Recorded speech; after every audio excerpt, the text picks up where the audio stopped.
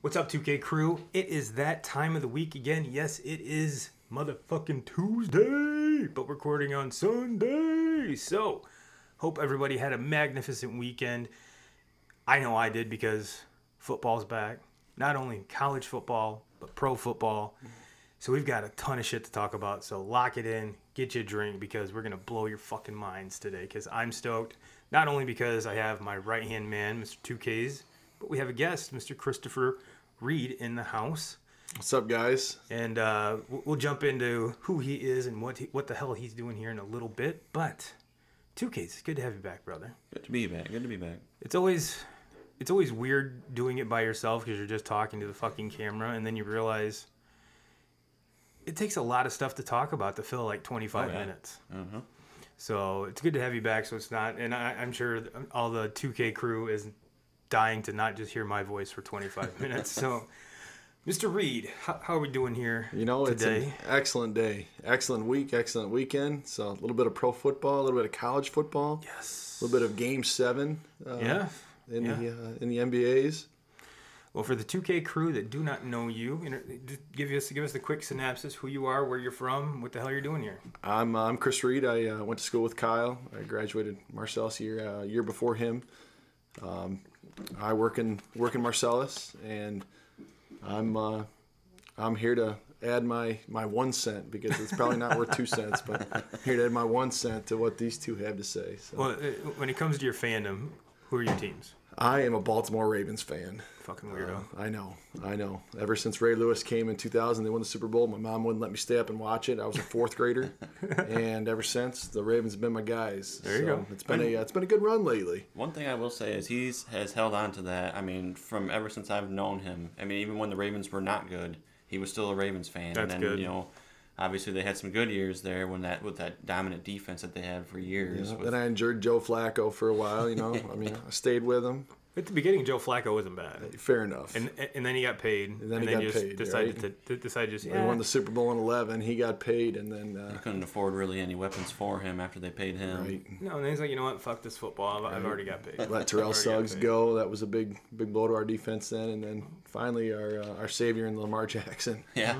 So good old Lamb Jack. Yeah, you're gonna be pretty lucky here for the next few years to be able to watch him. Because life is good with a rookie contract. With a quarterback on a rookie contract, you Absolutely. can really spark some stuff up. So, well, speaking of football, gentlemen, we not only got college football, but like I said, we're recording on Sunday, so we were privy to some Thursday night football, and I think that starting out with that, I think that was probably going to be one of the best matchups of the season, at least the early season, because you have basically the two highest paid players in the game in Pat Mahomes and Deshaun Watson. And for just if you're on our Facebook group, and if you're not, it's facebook.com/group/turbo and2ks. I kind of posted every now and again I'll post something just to kind of stir the pot. Because why not? Why the hell not? I'm the moderator. It's kind of my job to keep things moving, keep things engaging. So I just posted, as tonight's first game, what's everyone's thoughts? And I was actually shocked. There was a lot of people that were basically saying that Cody Brazeman was picking, if I'm not mistaken, the Texans to win, which he was stupid. But there's a lot of people that thought that game was going to be a lot closer. Now, the spread was 9.5, if I'm not mistaken.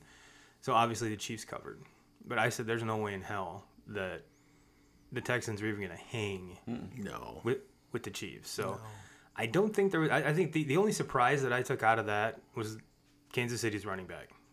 Coming out – not really coming out of nowhere, but just judging that offense and how much they love to throw the ball, all of the receiving threats that they have. Last year they kind of got away from – at least one dominant running back. They had like 3 that they'd use, and I would always play the one that didn't get. Wouldn't we all? Yeah. Mm-hmm. Wouldn't we all?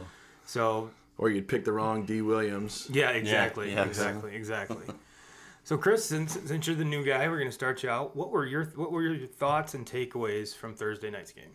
I guess my biggest takeaway was Sammy Watkins. I mean, kind of, not really the number one target, and in my opinion, not really number 2 target in Kansas City, and having a big game. 20-some fantasy points in a PPR league for a number 2 wide receiver.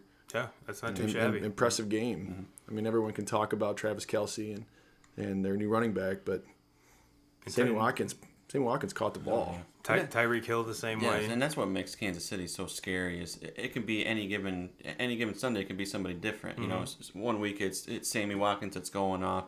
The next week it's Travis Kelce. Then it's Tyreek Hill. I mean, the list just goes on. I mean, that Hardman, he's another one that can throw up big numbers. And then they have with Robinson. Yeah. He ended up he had the touchdown pass first drive of the game, and he dropped it, but it was a perfectly thrown ball by Mahomes. So you have the best quarterback in the NFL, and you match him up with so many weapons. It's just they're a scary team. If their defense can do just show up a little bit, and that's what they did last year in the postseason, and that's what led them to winning the Super Bowl. If they can just show up and play and be consistent, we know that this offense is going to throw up points in the 30s every single week. Along with some of the best fans in the game, Arrowhead is known for being extremely loud, and it helps. Yeah, it helps. I mean, they're not there right now, but hopefully by of course not. But by the end of the season, maybe some of those restrictions will kind of lax, and it was nice to see though that they allowed more fans than what I've seen in a lot of games today. Watching, yeah, there's none usually. Yeah, and at a lot of stadiums there were nobody there, and with that case, I think they ended up allowing like 25% or something like that. Which is nice. It's nice to see some bit of normal out there. Yeah. Instead of just a silent game. Like I was watching the Green Bay game today. I don't know how many times Aaron Rodgers hit Minnesota with the hard count, and he got him to jump off sides. Easy first down right there. Oh, yeah. I think he did it. I can remember watching him do it 3 times. Well, he's always been the king of that. But getting back to the whole Kansas City thing, it's kind of reminiscent of a lot of other great quarterbacks. Peyton Manning would do that with, if you even with Marvin Harrison, Reggie Wayne, Pierre Garçon, Dallas Clark. He was the same way. If you wanted Peyton as your quarterback, especially on 3rd and 2, but it's who else do you draft on your fantasy team? Do you take a Reggie Wayne or do you take a Pierre Garçon or a Dallas Clark? And Drew Brees is the same way. He's got 9 million. Michael Thomas is going to get his, but anybody else, it's a crapshoot, and he's been that way his whole career. And that's what makes him such a great quarterback is that he finds the person that's open. He's not looking for Michael Thomas; he's looking for the person that's open. Yeah, and that's why they consistently win games. And I mean, look how many receivers Brady made.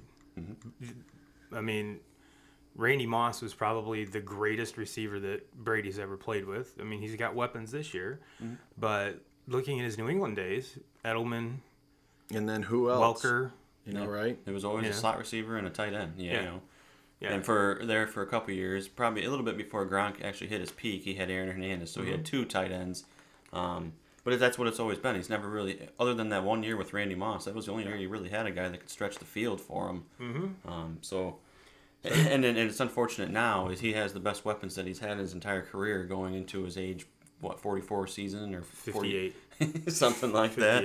Yeah. I mean, he's talking about playing into his 50s. It's like, shut the Jesus. fuck up, TB12.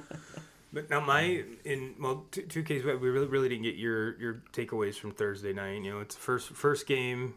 I mean, it was before. I mean, granted, there was some college football the week before, but it really wasn't any big games. Big games, yeah. And I mean, it was. And the ones that were, like, Navy was a fucking blowout. Yeah. Navy looked like shit. And to me, there really hasn't been any big games college, on the college surface yet. No. And so I really haven't jumped onto it. It just doesn't seem right. Like, the Big Ten's not playing. The SEC hasn't kicked off yet. I know they're going here in a couple weeks.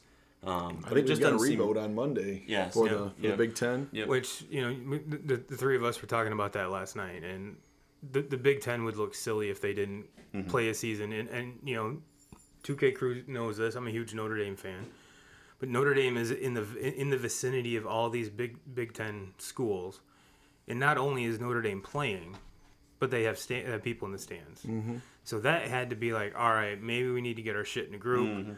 Let's rethink this because they're doing it in South Bend. And what's the difference between South Bend, Ann Arbor, East Lansing? I mean, how far is South Bend from Bloomington? Yeah. Yeah, exactly. Or Purdue. Yeah. I mean, come on.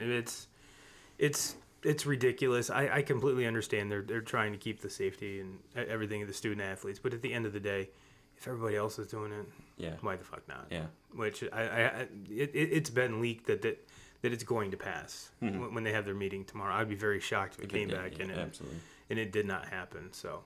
Yeah, I imagine all these schools in the Midwest will vote for it, and maybe the lone dissenters will be on the East Coast. Well, but Maryland, Rutgers. Yeah. Just get the if fuck they out don't of the Big play, Ten if series. they don't want to play, who the fuck cares? Yeah, it's especially Rutgers. I mean, well, we've talked many times about that, how horrible Rutgers is at everything except maybe like fencing or rowing or something that we don't fucking know about.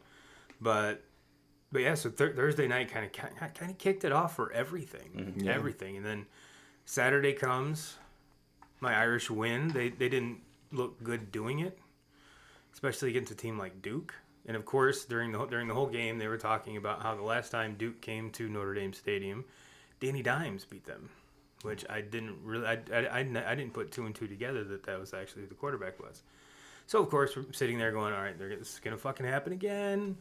It just came out that they extended Brian Kelly, which they were going to do during the blue and gold game, but since there was no blue and gold game, like I said, they agreed to this extension months ago, but they just decided to come out with it yesterday. So win is a win, yes, but looking over a lot of the other games, everyone else looked rusty too. They did. You watch that Texas State game. No one knows who Texas State is, and neither do I, but they had a left-footed kicker who missed an extra point to win, and then botched 2 field goals in overtime. Yep. Tough, if he's out there kicking in August and kicking out there in July, then probably doesn't happen. Right, exactly. And you can even see it with the officials. The officials were out of sync. They really didn't know what. Of course, they know what the hell is going on. They know the game, but they didn't get the ref any scrimmages or anything. So they were knocking the rust off, if you will.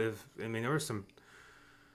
It's like there's a couple things that you looked at it like, all right, well, this isn't easy. Like, let's just go look at it. But then they had to wait, had to call a timeout to actually get them to go look at it. Where I think if they would have been a little bit more like you said mid-season form where they should have been, everything would have went a whole lot smoother. And of course, I'm texting with my brother while he's working and checking the game out. He's like, man, this offense looks like shit. I was like, no.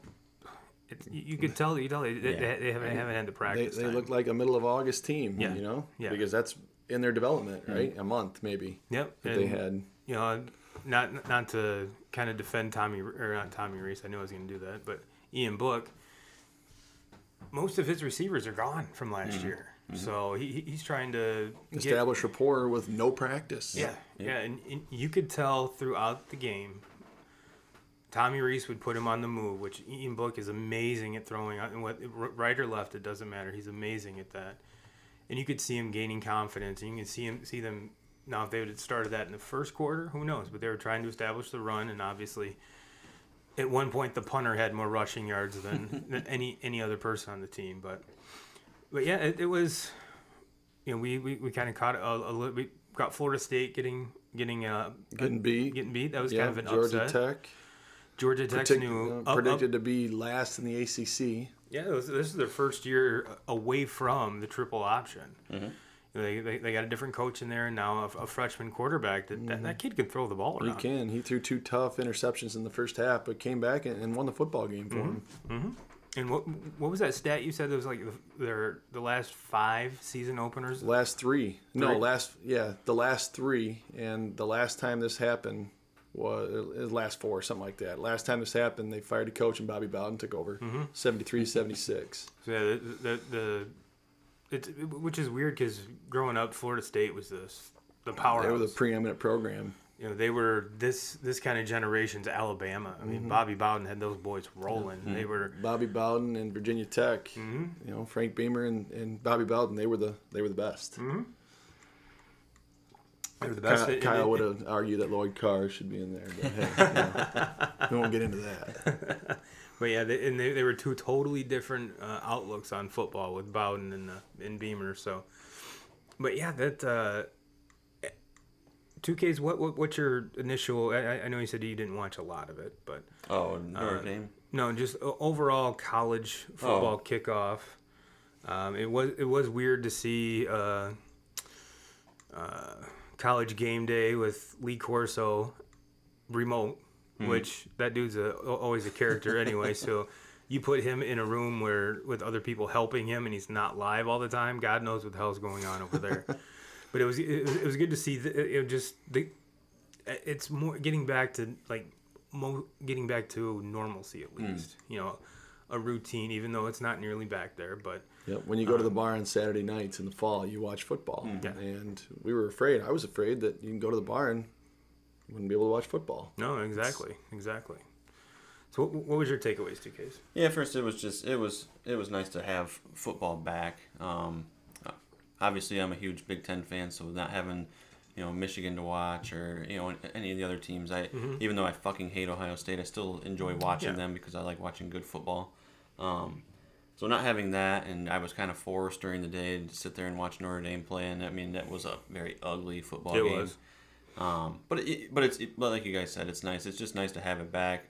Feels normal. I'm getting to the point now where I'm tired of watching the Tigers again. So I'm there for a while. The Tigers were playing pretty good ball, so I was okay with watching them. But now that's kind of faded. So football's coming at a perfect time. I'm giving up on the Tigers now. I can fall into it.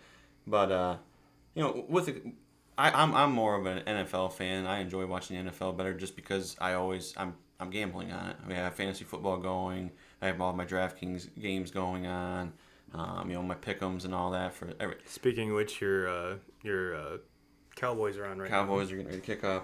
So I enjoy the NFL better, especially with not having Michigan playing. They're really the only team I ever try to watch every Saturday. So, but no, it's nice to have them back. It just feels weird. It feels weird that not everybody's playing right now. You're looking at like the top 25 and the rankings. Like, how is this shit going to work out? How is this going to go as the season goes on? How do you determine a national championship if the Big Ten doesn't play? Right? Yes. And then I think about all the guys in the Big Ten that have already opted out because of the draft, and now that because a couple of weeks ago we didn't think we were going to have a season. So now people they were opting out, and you can't blame them. And now they're talking about a season coming back here in a few weeks. Do some of these kids change their mind? Can you change your mind? Is it too late? Those are the questions that I Justin Fields will be playing quarterback for Ohio State. You mark my fucking words. Even though he opted out, he will be playing. I guarantee it. I don't know. I don't know what to think about it yet. I hope so, just for the sake of being a fan and watching. Sure. I want to watch the best players out there. Even though I want Ohio State to lose every single time they touch the field, but I still want to see the best players. But if Trevor Lawrence is spinning it down in Clemson, Justin Fields will be spinning at Ohio State. But for a guy like Justin Fields and even Trevor Lawrence, what's the upside of playing this year for him? I totally understand, and Lawrence is one of the ones that was leading the picket, if you will, to have the season. And it was a bigger for Fields to be playing. Absolutely, he's playing for that number one pick. I think everybody right now has Trevor Lawrence. Kind of chalked up by that number one pick. Talking about weird things, Mike McCarthy in a fucking Cowboys polo. Yeah, that's still weird. But yeah, this is going to be a big game for the Cowboys to kind of see the new look offense. The CeeDee Lamb. Zeke, and this is I'm really not worried about their offense. Can we stop? Can we stop a team? Can we force some turnovers? Can we do something on the defensive side of the ball to help our offense out? Because so many times our offense is playing on the wrong side of the field all the time, and it's just the defense can't. They can't make any plays. Yep. They give up way too many points. They don't force any turnovers. It's the defense is what I'm kind of curious to see. And can you choose some clock? Can you give them some time to rest? Yeah, exactly. Those 3 and outs, you get a 45-second break after 3 incompletions, and tough deal to come back out there and be at 100%. And that's the biggest thing, really, too. When you do talk about the offense, is everybody wants to talk about all these, Dak Prescott and being on this contract year, and then talking about all the weapons that he has. To me, it revolves around Zeke. It has to. You have to feed the rock to Zeke. You have to run the clock. You have to run the time of possession. And play action. Yes. And get back to what you were doing 3 or 4 years ago when Dallas was winning their division and when Dallas was playing in the playoffs and they were playing relevant football. And then they got away from that, trying to throw the ball all over the place. And I realize that Dak is very, very, talented, and he can do that. But it doesn't. It's what's best for the team is to just feed the rock to Zeke. Yeah, when you got one of the top 5, he's obviously a top 5 running back in the league. You use him. You're paying him a lot of fucking money. And that's why I don't understand last year, and that's when they got into trouble, is when they went away from Zeke and just started throwing the ball all around the yard. And, Zeke's having 15 touches out of the backfield. Mm-hmm. Yep. And when Zeke has 4 or 5 touches in the fourth quarter, yeah, you're not going to win. Mm-hmm. Well, then you're going to get him disinterested. Yeah. And that doesn't lead for good football for anybody. Yep. Speaking of not good football, did you happen to see the Lions game today? Mm-hmm. I guess even 2020 is not kind to Lions fans, because they had that game won. They had Swift. The ball was in Swift's hands, and he drops it. Well, even before that, I mean, I was watching the game with my dad, and I told him when there was I think it was the very first touchdown that Jimmy Graham caught there, and I said the Lions are gonna fuck around. They're gonna lose this game. Yep. And what did they do? They fucked around. They lost the game. Not only did they fuck around, they let Trubisky tear them apart. Pick him apart. I mean, looked like he was Tom Brady out there. He's the worst quarterback in the league. He's by far the worst quarterback in the league. Every Bears fan was up in arms that they even started him over Nick Foles. And for the first 3.5 quarters, he looked like shit. Mm-hmm. Yeah, and all of a sudden, boom. Maybe it was they started spreading them out and giving the boots to the right, boots to the left, and next thing you know, he was the most accurate passer I've ever seen in my life. And again, it's like where the hell? But that's his biggest downfall, is he has the ability to do things like that. He just doesn't do it all the time. He's not consistent, and I'm not saying Nick Foles is the answer by any means either. But as a Bears fan, I look at it and I'm like, all right, well, we had a chance to get Cam Newton. We had a chance to get a lot of other quarterbacks. Teddy Bridgewater. Jameis Winston. Yeah. And we stuck with Tommy Two Guns, or Tommy Two Picks, whatever you want to call him. And if you're Matt Nagy, you have to adapt. Yeah. It's not the same offense that you ran before. You have to adapt to what quarterback you have. And if you're going to go with Trubisky, you have to play to his strengths, they haven't. Which is handing the fucking ball off, basically. Yeah, and this is Nagy's running out of time to figure it out, because if he doesn't get it figured out this year, he's done. It's going to be done for him. Yeah, I totally agree. That division still runs through Green Bay. Yep. Oh, 100%. And watching that game today, because I did watch quite a bit of it, and then I also watched quite a bit of the Packers and Vikings game. Aaron Rodgers looked good. Yeah, yes, he did. But that Lions and Bears, I was not impressed with either team. I thought very, very mediocre, and some of it might be that it's early in the season, and we haven't had the reps that you normally have at this time. The preseason games haven't been there, even though I know the preseason's a joke, but still. Right. Not having those games, I think everybody's a little bit behind the 8 ball. But I was not impressed. I didn't go out of that game being like, well, those are good football teams. The one thing I was impressed about is Adrian fucking Peterson. Yes, yeah, he was one bright side. Did he end up getting 100 yards? I know he was really close, but he had over 100 yards from scrimmage. I think he had 100 yards from scrimmage, but he played very well. Mm-hmm. And I think if he's still available in your fantasy league, he's probably going to be the most sought after free agent right now. Let's be 100% honest. Will he do it on an every game basis? Who the fuck knows? But they paid $1 million for him, which is a drop in the bucket compared to you look at all the other running backs getting extended right now. That'd be an easy no-brainer for the Lions, and they did it. And he had 900 yards last year with Washington on a split share. Yeah. How don't you give the rock to the guy? Mm-hmm. Well, the train's rocking and rolling. The train is rocking. But the A-train. But no, you're right, and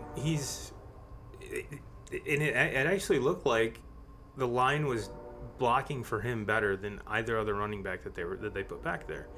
Not to say that they have favorites. He's just that one cut back though. He's that north and south guy. He's one cut, and he's making his move. To where I think the other guys are kind of the the shifty dancers. And I really feel bad for Swift. I really do. That he had the ball was fucking right there. It was. You cannot ask for. And I'm already reading shit about because the Lions fans are already out blaming Stafford for everything. It's Stafford's fault. Stafford this. Stafford. We're never gonna win with Stafford. Man, he fucking won the game. They just didn't. We just didn't. They didn't execute the play and catch the ball that was thrown right in his hands. He, to quote Giselle, my husband cannot throw and catch the ball at the same time. So, Stafford did nothing to lose that game. No. The defense. The one pick there at the end when he tried to force the ball into, there was no window there to try to make that throw. It led to the interception. That's the only play I could say where he tried, and Stafford does that. That's just he's been that player his entire career. And that's really the only knock I have on him is when it's big time, when you need a big time play. Sometimes he tries to force things when they're just not there, and that was there was a lot of game to be played at that time. That play didn't need to be forced. You could have just thrown it away, take the sack, whatever, and punt the football away and play the field position game. Because really, if you give Trubisky the long have to go the long part of the field, right? Is he gonna do it? He scored touchdowns today when the Lions fucked up and gave him the short side of the field, and he executed on that. But you punt the ball the other side of the 50. I'm gonna go out on a limb and say more often than not, Trubisky's gonna be punting it right back to you. Yeah. Unless he hands the ball to Cohen and he happens to break one for 35 yards to get him out from the end zone type deal. But excuse me. No, it was there was a lot of points being put up today. Yeah, a lot of points. You look at was it the Seahawks-Falcons game? 38-25. Yeah. Russell Wilson threw for 4 touchdowns. I want to say Matt Ryan threw for 3. Yeah. 400 yards. And I'm almost positive Russell Wilson went 31 of 35 for 300, almost 400 yards. He had as many incompletions as he did touchdown passes, which is fucking incredible. And Aaron Rodgers threw for just under 400 with 4 touchdowns also. Yeah, there was and of course Thursday night. I think what Mahomes have 3 or 2.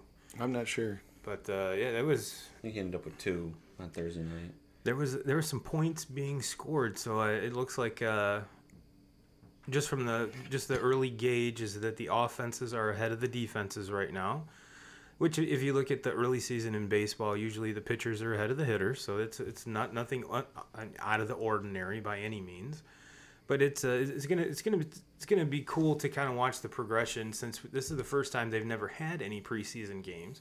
How that's going to affect the flow. Yeah, I think offenses are at a huge advantage this year too, without having the fans that we're used to, and being able to. There's really no confusion at the line. You see so many times with that home field advantage and the visiting team, trying to get plays called in. And not being able to get plays called in, the delay of games, having to use unnecessary timeouts. You didn't see a lot of that today. Everybody seemed to be meshing, and the only thing I think of it has to be because it's basically silent in there. You can hear everything. Calling in plays is obviously not going to be an issue. So to me, I think that the offense gets an advantage on that part over the defense. One thing I thought about today was what would Peyton Manning be doing in a quiet stadium? Omahaing the shit out of everything. How entertaining would that be? Oh yeah, well it's kind of like the who was it? I want to say it was the Rams that were doing the what was the call? They were doing the Halle Berry, and then, of course Peyton Manning. He made the Omaha famous. But it's kind of neat to see, and it was. If you caught any part of the XFL, they had some players mic'd up, and you could hear what was going on. So it was kind of a nice behind the scenes. And now it's not necessarily behind the scenes, because for our enjoyment, they're pumping. I don't know if it's at the stadium or if it's just on the broadcast that they're pumping in kind of like crowd noise, at least a little bit. So we're not just they do the same thing in baseball. So we're not listening to the commentators and fucking quiet, but. Can only take so much of Joe Buck. God, fuck Joe Buck. But let's get to probably the most interesting game, which was the 4:00 game on Fox. Drew Brees versus Tampa Bay, and Drew and the Saints kind of started out a little slow. Tom took him down, scored on. I'm pretty sure they scored on their very first drive. But then you kind of saw some miscommunications. You could tell that Tom was not as comfortable in this offense as he would be, of course, the offense he's been in the last 20 years. I mean, you can't even compare the two.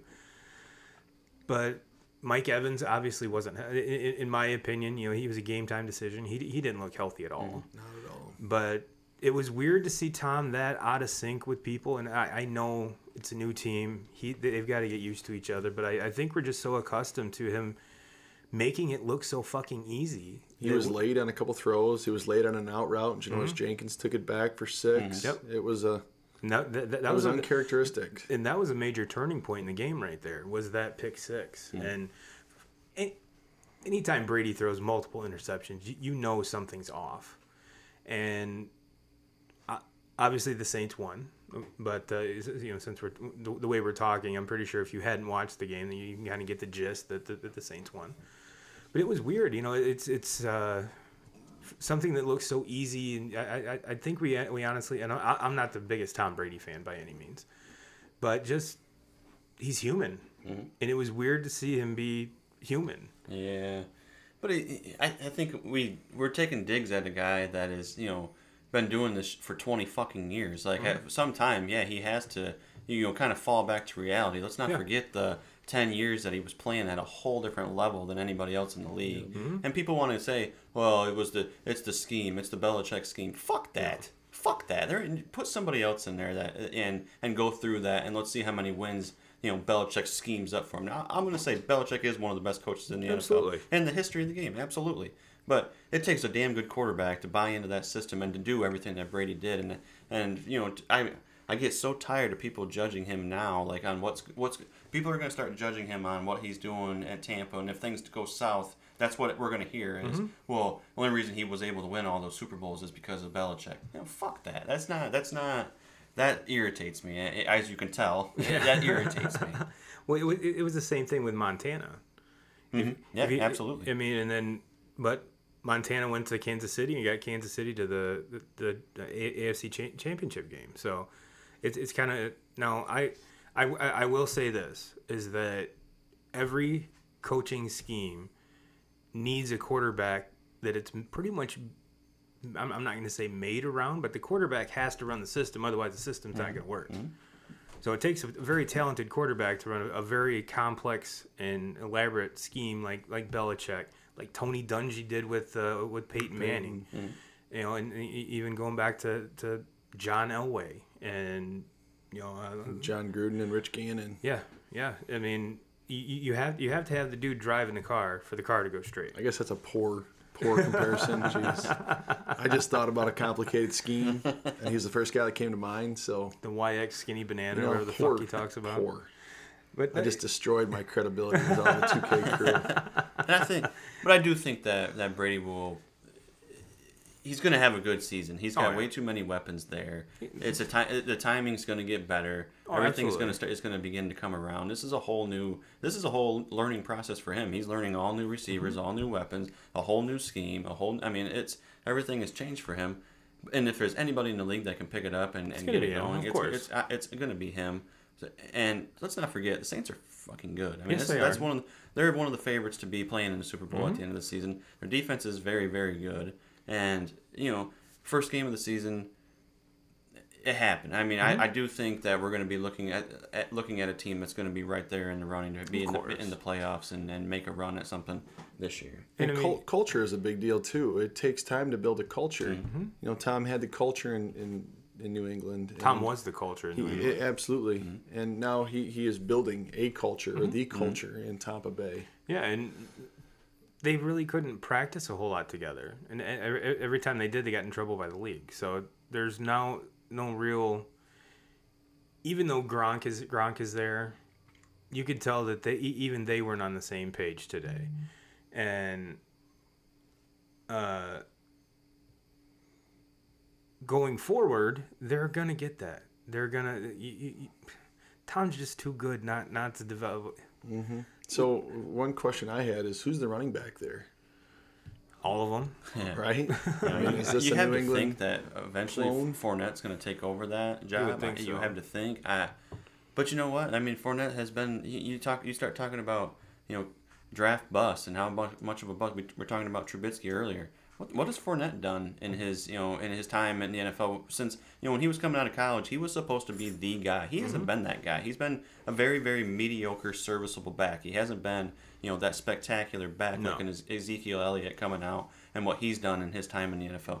Fournette hasn't, and those are very comparable because we were comparing Fournette to Zeke when he was coming. They were kind of the same in college. They basically took over an entire college season, going into the NFL, being early first round picks, and Fournette hasn't been that. He's been in the shadows of Zeke since coming into the NFL. So, I think Fournette will take over it just because there's all the other guys at Tampa are really not they've had their opportunities too and they really haven't taken over, and so I think Fournette. But part of me also thinks is maybe I'm just saying Fournette because of the name, and I think that sometimes that happens is you kind of fall in love with that name because you've heard it for years. But when you really sit down and you think about it, what has Fournette done since he's been in the NFL? He really hasn't been like this big time, beast of a back. And to even make that point even more clear, the worst team in the NFL probably just cut his ass 2 weeks before the season started because they didn't really think a whole lot of him. So right, they couldn't even get anyone to trade a 7th round draft pick for him. Yeah. So, but and maybe they're willing to go with Divine Ozigbo rather than the 3rd overall pick of the 3 years ago draft. Yeah. What the heck? And one of the things too that I was, especially with Fournette, it's like, all right, we talk about this is a put up or shut up year for Dak. I mean, this is the perfect put up or shut up year for Fournette too. Uh-huh. He finally has a quarterback and a team that doesn't blow ass. So maybe that's what it's probably kind of hard to run when there's an 8 or 9 man box every fucking time because your quarterback sucks ass. Yeah, Blake Bortles behind center doesn't really inspire confidence in a cornerback. No. Yeah. And probably one of the other surprises. Well, I guess it really shouldn't say surprises because obviously we didn't have the preseason. We didn't get to see any of the progression. Is the Dolphins going with Fitzmagic over Tua to start, and now. On their running back situation today in Miami, they went with their number 3 running back over Jordan Howard and Matt Breida. He got the majority of the carries. Mm-hmm. Mm-hmm. And going forward, I have a feeling that if Fitzmagic keeps throwing like 3 picks a game, we're going to see Tua sooner rather than later. And we're also talking about the same Fitzmagic that the last time we saw him on the field, he beat the Patriots to fuck them out of their bye. So you would think that going forward they'd have a lot of at least some momentum or something, but no, they looked flat as shit, and they just couldn't get anything started. Again, maybe that's just lack of reps, but I have a feeling that yes, Miami fans, I think if Fitz keeps throwing if he backs up next week with 3 picks, you're going to see 2 a week 3. Yeah, absolutely. You're going to have to. I mean, there's just going to be too much heat on one thing that kind of benefits him is there is no fans there to kind of call for that heat, because I mean, how many times you see that young quarterback on the sidelines not in the game and you can hear it from the fans, and obviously with this year we're not going to have that, but sooner or later you're going to have to make that change. Yes. I think even Ryan Fitzpatrick going into the season probably knew it was going to happen. Yeah. I think with the season, with the offseason being the way that it was and not having the reps that normal rookies coming in are able to get, and the preseason games, because that's one thing that you can say about the preseason is for these rookie quarterbacks that have never played at that game speed, because the NFL is a whole different speed than the college level.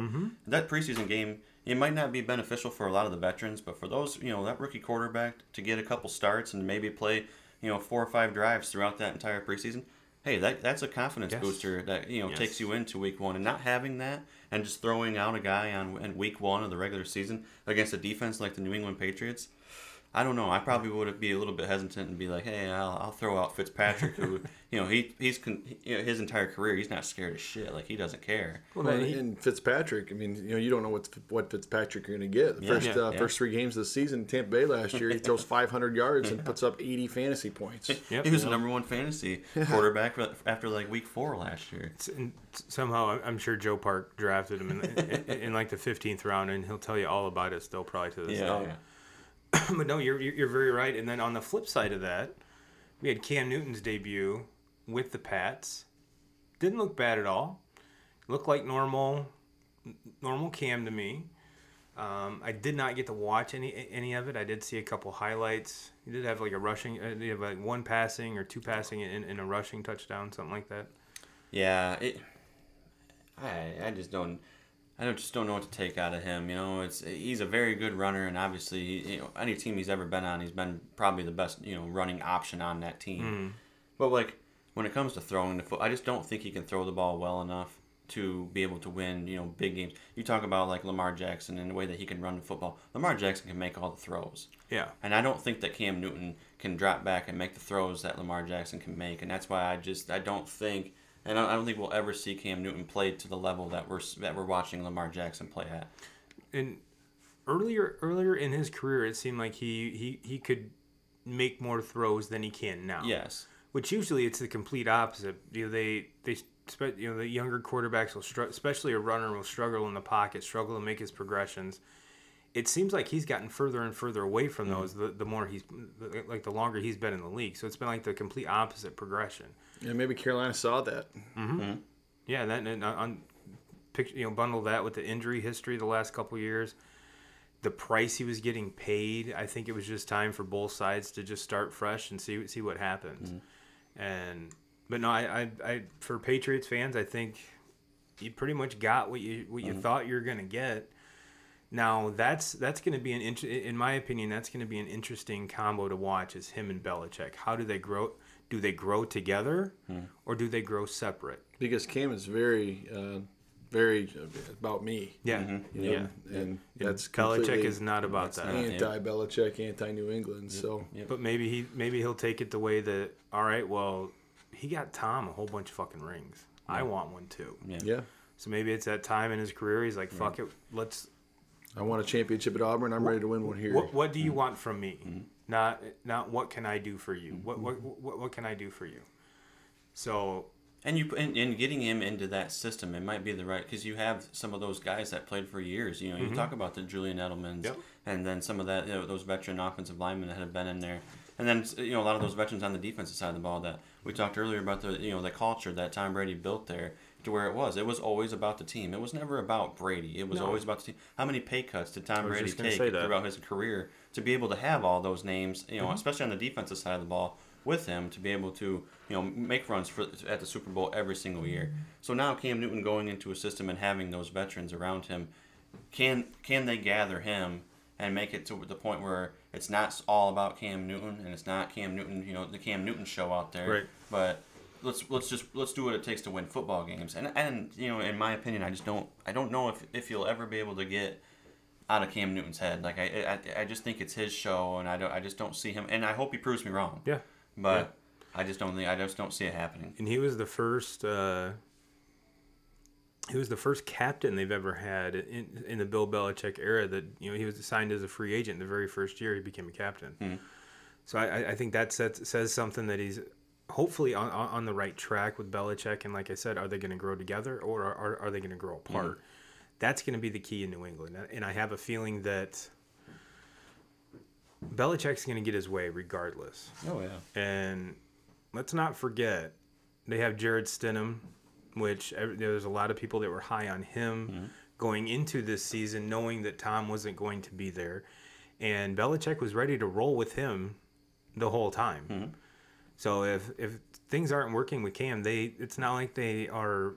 Cam is cheap. Yeah, yeah. It was, getting back to the Adrian Peterson to the Lions. This is kind of the same thing. Absolutely. So what do you have to lose? Yeah, exactly. A former MVP. Mm-hmm. Let's go. All the upside for cheap. All the upside for cheap is exactly what it is. And like I said, the cupboard's not bare. Mm-hmm. like I said, Belichick was ready to roll with Jarrett Stidham. And I think they have Brian Hoyer, as well. He's their backup. Brian Hoyer's, I think, been a Patriot now 7 different times, it seems like. But yeah, so is Brian Hoyer going to take you to the Super Bowl? No. Could Jarrett Stidham? Who knows? We've never gotten to see him play. No. Was he throwing 3 passes in the NFL? And I think his first one was a pick 6, and they yanked him and put fucking Brady right back in there. So you're right. We haven't seen him, but Belichick has. And in my opinion, if Belichick if that was his guy, there's something about him, and he's ready. So New England fans, if like I said, the upside was really, really high. It is really, really high with Cam. The price tag was right. You do have a backup to where if something does fuck up, Stidham knows the offense. Yep, and Belichick's always been a next man up guy. Yeah, absolutely. Hell, even look when Brady went down, Matt Castle. I think that they were like 11-3 or 11-5 or something. Yeah, so it's not the end of the world if Cam and Belichick do not mesh and they grow apart. Mm-hmm. So, are there any other games that jump out at you guys? Am I missing any? I know I'm a shitty host. I didn't take any notes, but I think I've been doing pretty good off the cuff so far. I watched a lot of the Cincinnati Chargers game, and that was an excellent game, I thought anyway. Joe Burrow missed A.J. Green in the end zone for a wide open touchdown. I'm sure you guys know that San Diego ended up beating them because Cincinnati's kicker missed a 31-yarder and looked like he pulled his hammy on the kick. Tough way to lose. Yeah, A.J. Green had a touchdown called back and an offensive pass interference with 10 seconds to go. So pretty tough way to lose there for Bengals fans. But I really think that Joe Burrow was inconsistent at first, but that last drive he came alive and showed some promise. Well, good. I have yet to see any of the highlights from that game, but I did see that.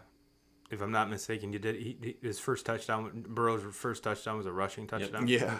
So pretty long one too, like a 24-yarder or something like that. Yeah. Yeah. He looked like a rookie, but there at the end, he was poised and he put the football where it needed to go. Good. He's one too that I have a feeling that it's not going to take him long to adjust. I don't think so either. No. Just his demeanor, his poise. Poise is the word. I think you got that exactly right. And he's just poised. Again, he's going to take time to learn the offense. He's going to have to take. He's pretty much him and Tampa are kind of in the same boat. Same with Tua. New system, new teammates, new fucking everything. The only thing that Tom has is 20 years under his fucking belt, so he's not going to be nearly as nervous as these kids. Yeah. So it's not a shocker that Burrow came out a little shaky. But it's also not a shocker to me that he calmed down and got the ball where he needed it because he's that good of a quarterback. And I think Cincinnati's going to be a whole hell of a lot better than they were last year. I think so, too. They have 2 legit receivers in Tyler Boyd and A.J. Green. A.J. Green's lost a step, but is still a very good wide receiver. They drafted that LSU kid, too. Okay. So he's a... Am I right? They got in the first pick of the second round. They drafted Higgins from Clemson. T. Higgins, you're right. Yeah, Clemson, not LSU. And with Mixon coming out of the backfield, and they drafted a left tackle. Yep. So, and Cincinnati's defense has never been the problem. No, it was, and I don't think Andy Dalton was a bad quarterback. I just think it was a bad fit for Andy Dalton. There at the end, it definitely was. Yeah. Sometimes with situations, it just after a certain amount of time, he was just there too long and never got past that first round of the playoffs. Or the playoffs period. He just wore out his welcome there. It wasn't that he was not a good enough quarterback, and it's not that he's not a good enough quarterback to start in the NFL because he is. As a Bears fan, I'd take him in a heartbeat. Are you kidding me? It's just I think he just wore. They were very, very mediocre there for a long period of time. I mean the coach. Marvin Lewis. Yes. I mean, that basically defined him. His entire tenure there he was just mediocre. He got him there. He got him to the playoffs, but they never could win that game in the playoffs to do anything. And over time, the fans just grew frustrated about it. And I think the same thing happened with Andy Dalton. And not only that, but Andy Dalton being the quarterback that entire time. Yeah. It was like, I think for the fans and for the organization, they were like, we just got to start over.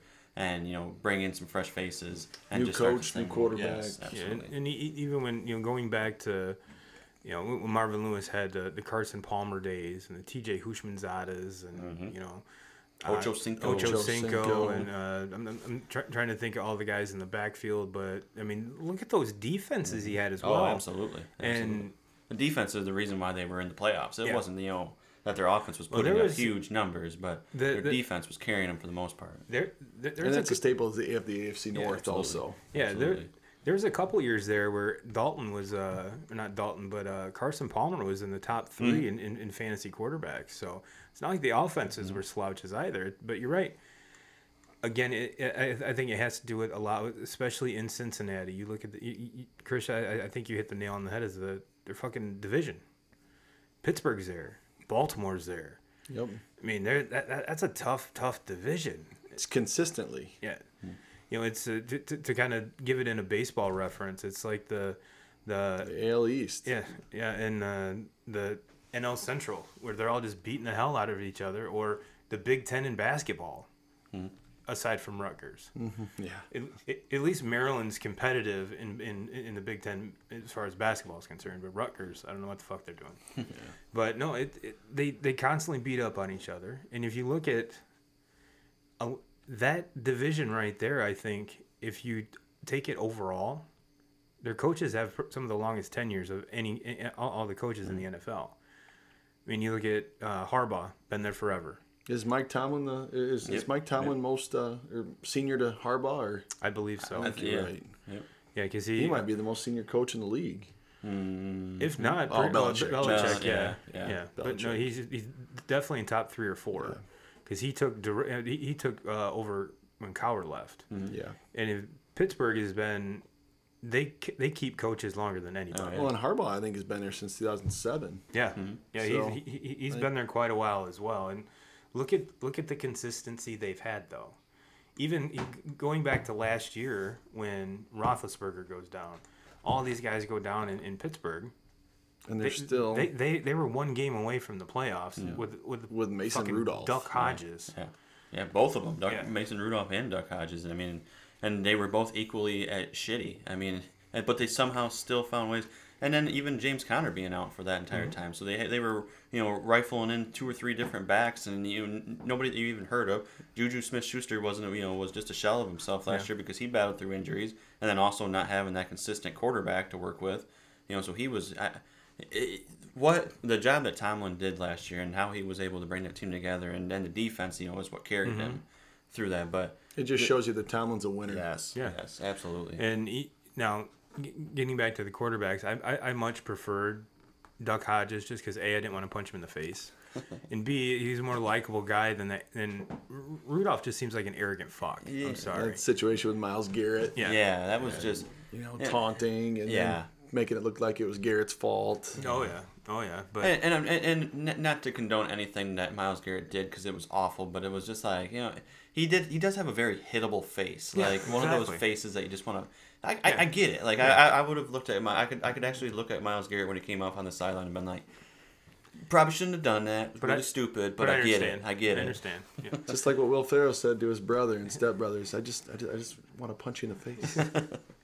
And then take that a step further, and Myles Garrett's probably going to be the only player in the NFL history to rip someone's helmet off, try to hit them with it, and then get a big ass contract extension out of it. So, another game that was, I just want to throw this out there that was actually very intriguing to me today was Arizona. They went and beat San Francisco, and I mean we thought it's a big win.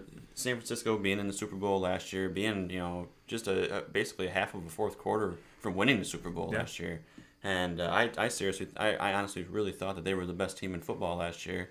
But, man, Kyler Murray. And I was very – I mean, people, if they were listening back last year, going into the draft, I was not sold on Kyler Murray, and I never thought that.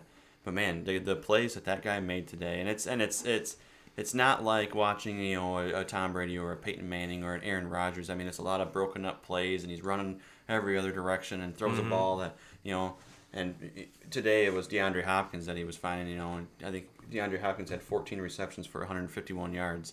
It helps when you have one of the best receivers in football. Yeah, it really does. But really does. Going up against, arguably maybe the best defense in the NFL, and, the numbers, Kyler Murray went 26 for 40 for 230 yards and a touchdown pass, and then also had 13 carries for 91 yards and a rushing touchdown also.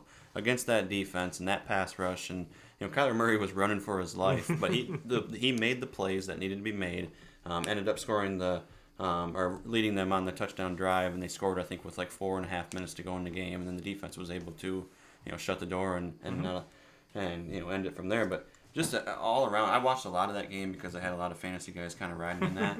But I was very impressed with it, because you just don't think of Arizona really doing anything post Carson Palmer days, and right. And finally, I think that they have their guy there, and then bringing over obviously a weapon like DeAndre Hopkins, who some people might consider him the best best receiver in the game.